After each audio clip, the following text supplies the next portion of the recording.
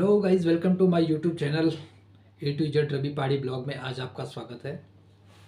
आज मैं आपको सामान्य ज्ञान उत्तराखंड इतिहास से संबंधित कुछ जानकारी दूंगा।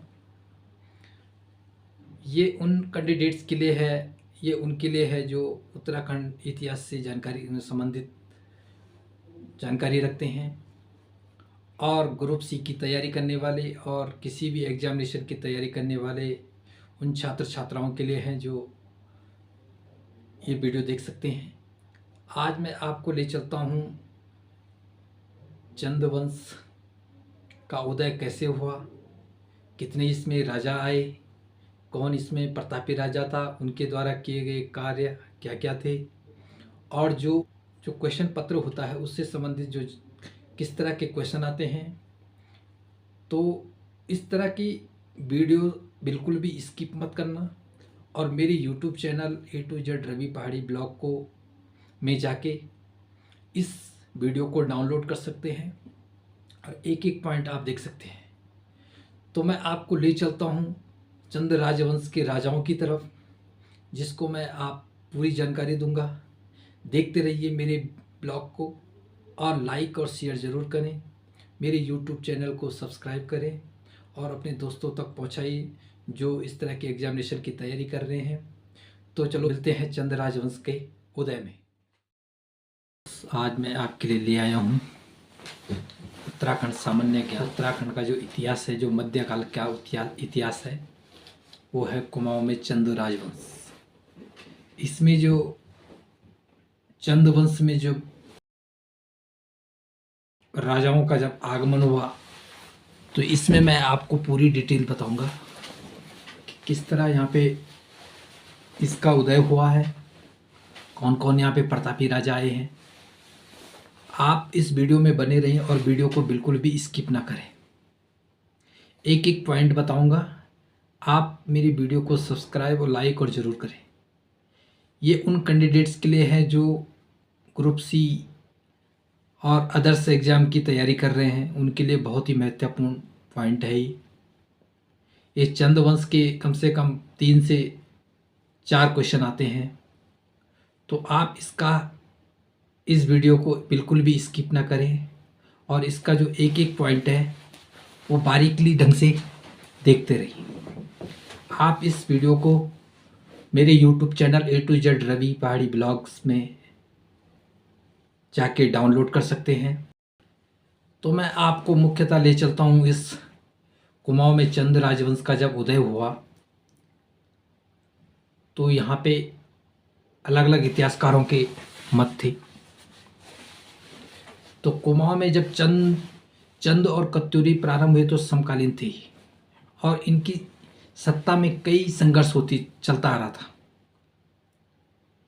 तो जब प्रारंभ में इस राजधानी चंपावत थी, लेकिन बाद में चंद शासकों ने नैनीताल, अल्मोड़ा, नेपाल के कुछ हिस्सों में अपने राज्य को सम्मिलित कर दिया। तो यहाँ पे इतिहासकारों के अलग अलग मत थे।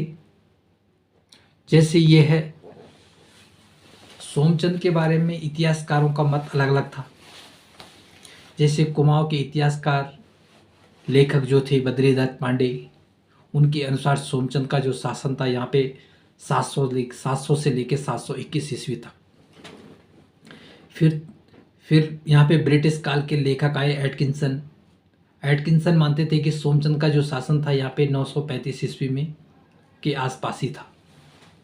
ऐसे कुछ इतिहासकार का मानना है कि चंदवंश की स्थापना थोरचंद ने की थी 1216 ईस्वी में, लेकिन अधिकांश इतिहासकार मानते हैं कि जो सोमचंद 685 और 700 ईस्वी में आए थे और थोरचंद कब आए थे यहाँ पे 23वीं पीढ़ी में।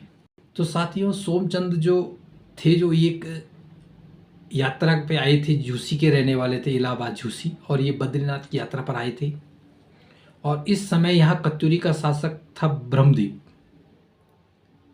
तो ब्रह्मदेव का जब शासन था तो सोमचंद ने ब्रह्मदेव का एकमात्र कन्या थी जिसका नाम था चंपा, और चंपा से विवाह कर लिया और अपनी रानी का नाम चंपावती नदी के किनारे चंपावत राज्य का निर्माण कर दिया।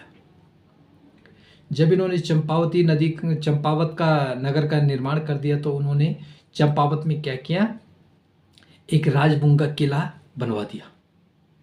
तो इस तरह का सोमचंद का यहाँ पे आगमन हुआ।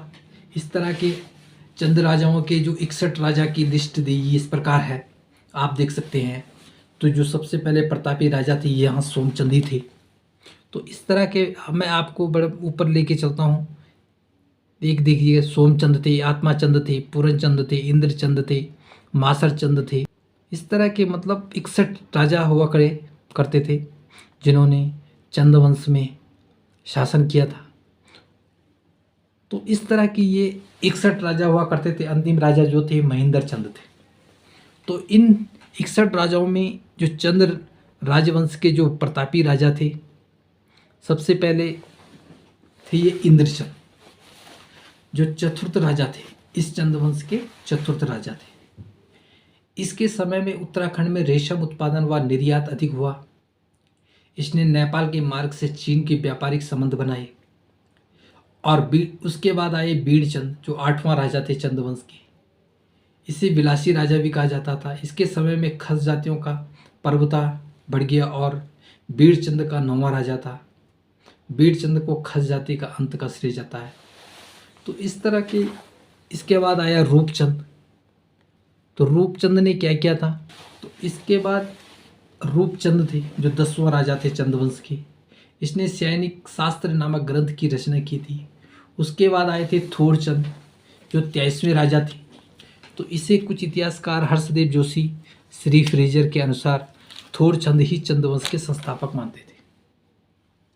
तो उसके बाद आए अभयचंद जो 28वें राजा थे चंद्रवंश के। तो ये जो राजा थे, यह चंद्रवंश का ऐसा पहला शासक था जिसके बारे में जानकारी इसके स्वयं ही अभिलेख से प्राप्त होती थी। इसके 2 प्रमुख अभिलेख थे, जो मालेश्वर जैन अभिलेख थे जो पुत्र प्राप्ति हेतु था, और दूसरा था चौकीनी बोरा का मंदिर जो चमोली में है। ये भी एक अभिलेख था। इसकी मृत्यु पर ज्ञानचंद ने इसके श्रद्धा के अवसर पर एक ताम्रपत्र द्वारा भूमिदान किए जाने की घोषणा की थी। ठीक है, किसने? ज्ञानचंद ने। तो उसके बाद आए ज्ञान गरुड़चंद। तो ज्ञान गरुड़चंद जो थे वो 29वें राजा थे। यह चंद वंश का बहुत ही सर्वदा शक्तिशाली था। तो ज्ञानचंद जब संबंध किससे था? दिल्ली के तुगलक वंश के।